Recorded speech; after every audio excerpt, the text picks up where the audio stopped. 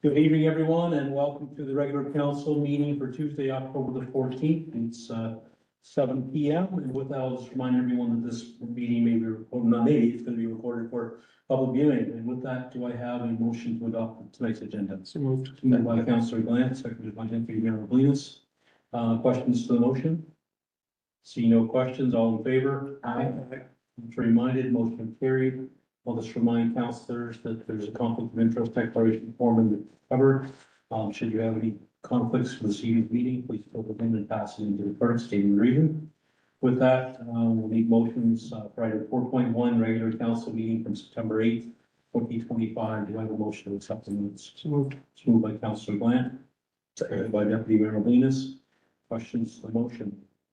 Seeing no questions, all in favor? Aye. Contrary minded, motion carried. With that, we'll move on to item 4.2, committee of the whole meeting, September 22nd, 2025. Do I have a motion to accept the minutes? Moved by Deputy Mayor Blinas, seconded by Councillor Glant. Questions to the motion? Seeing no questions, all in favor? Aye. Contrary minded, motion carried. Moving on to item number 5, consent agenda items. You would have received that in your package. Do I have a motion to accept the consent agenda items? So by Deputy Mayor Blinas, seconded by Councillor Colwell. Questions to the motion? See no questions, all in favor? Aye. Contrary minded, motion carried. Moving on to item 6, public and administrative presentations. There are none this evening. Moving on to item number 7, reports and recommendations from the committee and private meeting. We have one item 7.1, the Southeast Regional Service Commission 2026 budget. I'll pass that under CIO Austin. So as always, with items coming out of committee of the whole, we'll read a brief backgrounder. So the Southeast Regional Service Commission CFO presented the commission's 2026 budget to town council at the September 22nd committee of the whole meeting. The Southeast Regional Service Commission's budget amounts to about 49.9 million with a proposed capital budget of about 2.6 million. Specifically with respect to the town's payables, it equates to just over 1 million for commission services, which equates to a 2.5% increase year over year. The primary reason we're bringing a motion to council from committee of the whole is due to the potential new optional, so non-mandated, if you use the formal word, services. Which include asset management support services, bylaw enforcement, engineering support services, and water and sewer system operator services. So while we're formally notifying that we have no objections to the budget, we are also notifying or recommending to notify the commission that we're opting out of the non-mandated services for next year, with the exception that depending on who opts in and what the total cost is for asset management services, that we may opt in at a later date once it's determined which municipalities decide to participate. So with that, there's a recommendation on the floor. I move that council direct administration to inform the Southeast Regional Service Commission that there are no objections to the 2026 budget as presented on September 22nd, 2025, and advise that the town wishes to opt out of bylaw enforcement management services, engineering support services, and water and sewer system operator services, but direct administration to explore opting in to shared asset management services dependent on the total number of municipalities who choose to leverage this non-mandated service. Moved by Councillor Glant, seconded by Councillor Colwell. Questions to the motion? See no questions to the motion, all in favor? Aye. Contrary minded, motion carried. With that, we'll move on to item 8.1, awards and solve 2025-28 janitorial services. So as noted in the package, the town tendered janitorial services for municipal facilities, which includes our current contract, so town hall, the library, and 62 Douglas Street, as well as the addition of the fire hall. Our current contract expires at the end of this calendar year. We received, counting here, 12, I thought it was 10, 12, so over 10 compliant bids for the scope of work. And ultimately, we're recommending awarding to the lowest bidder on a multi-year contract based on the tender specifications, which allows the opportunity to extend at the end of that 3-year term as well. In the end, it is lower than we anticipated, and lower especially with the addition of a new facility. And we did see a significant amount of interest, much more than we would have anticipated both through the tendering process in terms of attendance at a site meeting, but also in terms of actual bids submitted as well. We did conduct reference checks on the two lowest bidders. The reason doing two is just in case the lowest came back as if there were any red flags. Ultimately, there were none. They have contracts with existing municipalities or existing contract with municipalities, but also some other institutional buildings, including the weigh scales on the highway as an example in close proximity. So with that, there is a recommendation to enter into a contract with them on the floor, and then we can answer any questions that council may have. I'll move that council award Saul's 2025-28 janitorial services to the low bidder Crystal Clean Maintenance in the amount of $41,196.04, excluding HST, for the total 3-year contract, and authorize the clerk, treasurer, and mayor to execute a service agreement to govern the contract relationship with the town, with execution of said agreement contingent on the proponent providing the necessary contract requirements to the town's satisfaction. So moved by Deputy Mayor Blinas, seconded by Councillor Bland. Questions to the motion? Seeing no questions, all in favor? Aye. Contrary minded, motion carried. Moving on to item 8.2, award of Saul's 2025-30 snow clearing in Salisbury Fire Station. Second option. Yes. So on the next item, the town also issued an RFQ or request for quotes by invite to 3 proponents for snow clearing at the Salisbury Fire Rescue Station. So it was with the current council, but it was very early on. So in case you don't remember, the town has a contract for winter maintenance on our municipal streets that includes, to a certain degree, other areas such as parking lots. Oftentimes it's done as a combination of own source and contractor. And so in this case, given the level of service that's required to ensure that the facility can be accessed both by members responding, but also the vehicles leaving the bay, it was determined that we would contract out a separate contract specific to the fire station. Also helps us from a budgeting perspective as well.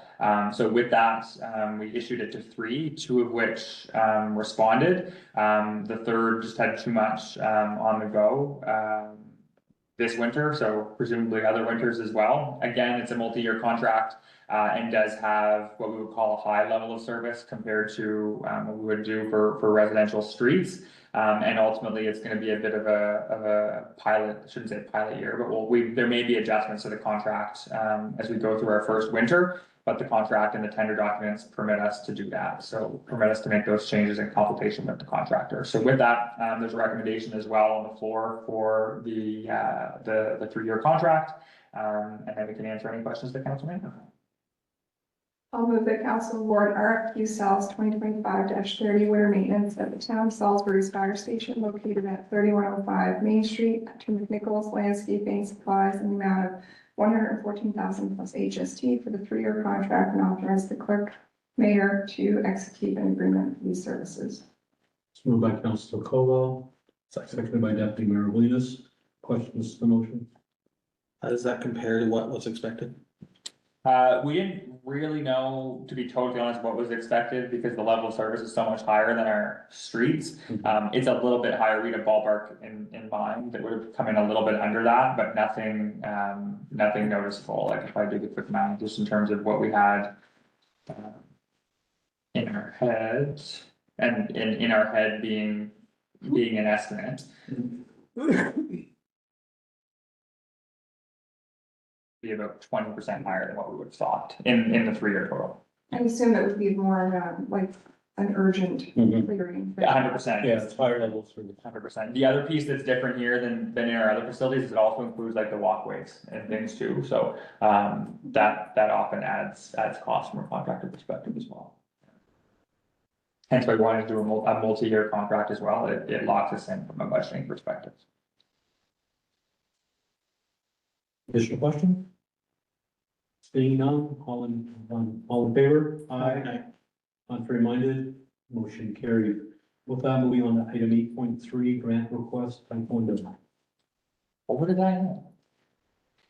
We received a grant request on our online grant form for the upcoming Debbie Bannister Memorial Tournament.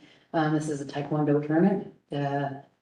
Because the grant is over the 250 mark, it has to come to council and approval.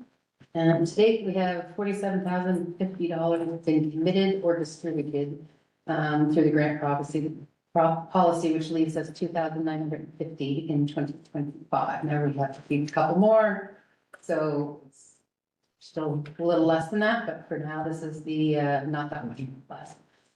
Just a little background, the tournament is an annual tournament that has been held in Salisbury at least for 14 years. This funding goes towards helping the whole tournament, whether it be just tournament fees, medals, awards, anything like that. So there's a recommendation from council or from staff. Anybody wishes to go with that? I'll move that council approve a one-time grant request to Salisbury Taekwondo in the amount of $360 for the Debbie Bannister Memorial Tournament. So moved by Councillor Colwell. Second by Deputy Mayor Blinis. Questions? I guess I will add that it has been suggested that they might want to do a multi. I was gonna bring in, She's not sure whether she wants to go ahead, every year they decide whether they're gonna do it or not. They've done this. I was Yeah, gonna, so- It's been suggested, we will recommend it again. for those that haven't gone to it, I would recommend going at least to the opening. The opening show that they put on is not just Taekwondo, it's quite frankly entertainment. It's pretty spectacular what the kids do. The gym is beyond packed, the fans are full, the sidelines are full, from people from all over. I will state this from what I was told last year from other clubs, we have one of the, if not the most active club in the province.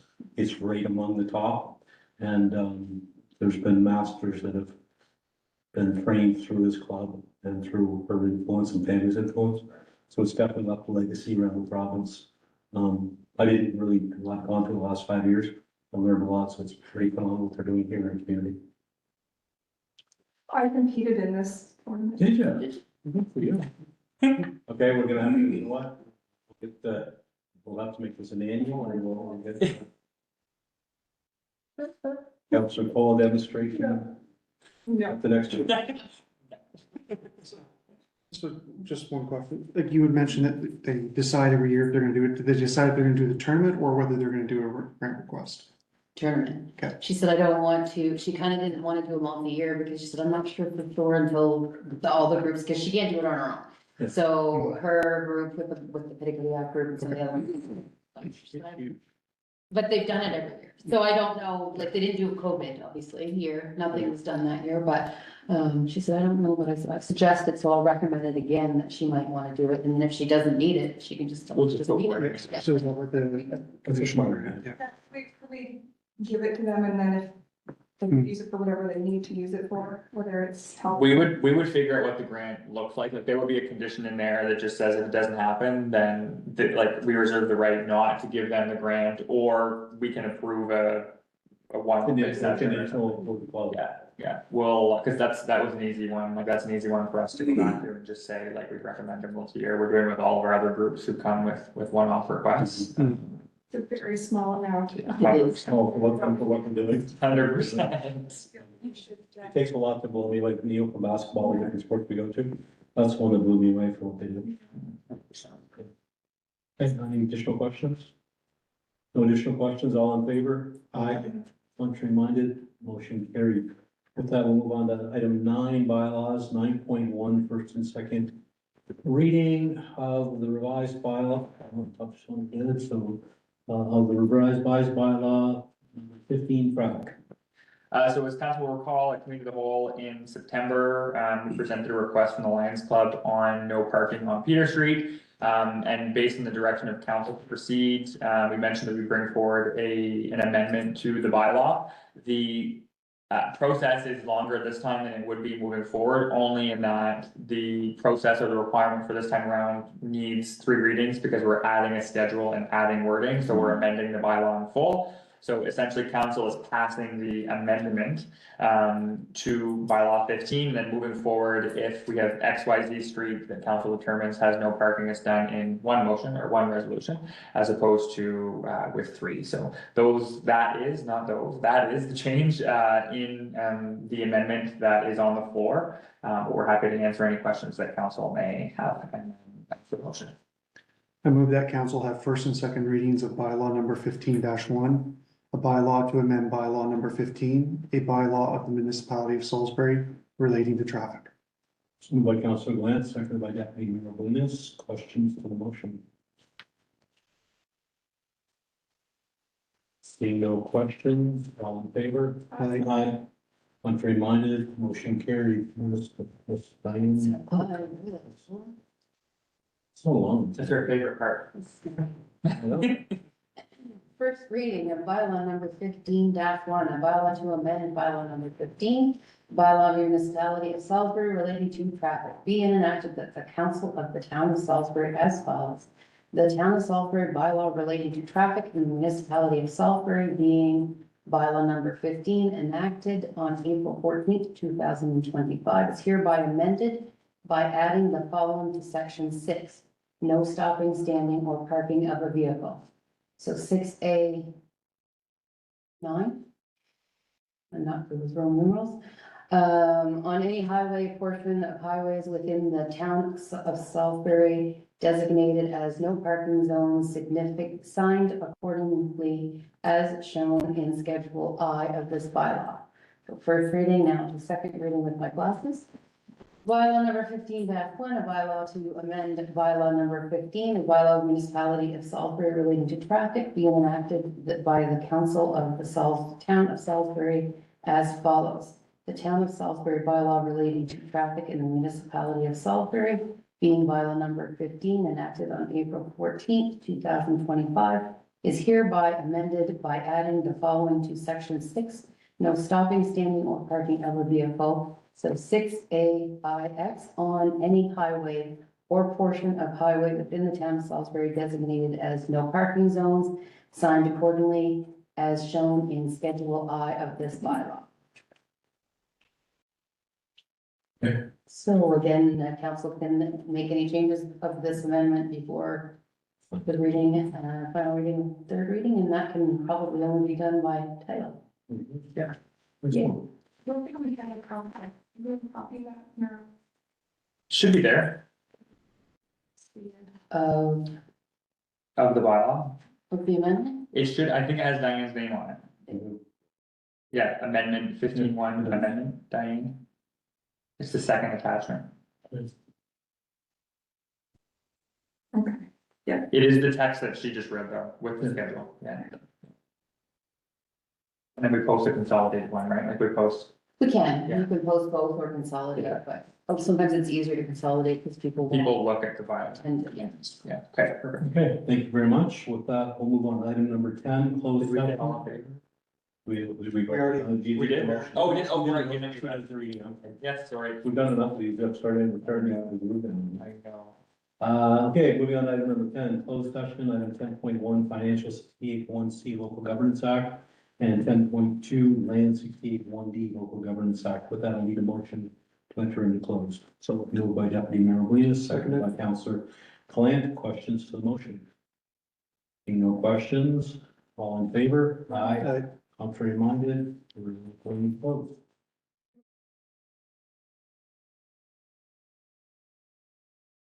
With that, do I have a motion to enter back into the council session? So moved by Councillor Glant, seconded by Deputy Mayor Blinis. With that, questions to the motion? No questions to the motion, all in favor? Contrary minded, motion carried. We're now back in regular council meeting. Moving on to item number 11, mayor and councillor statements and inquiries. I have nothing, councillors? Nope. Seeing nothing, we'll move on to item number 12, notices, motions, resolutions. I have nothing on the agenda for that. Moving on to item 13, do I have a motion to adjourn? So moved by Deputy Mayor Blinis, seconded by Councillor Plant. Questions to the motion? Seeing none, all in favor? Aye. Contrary minded, motion carried.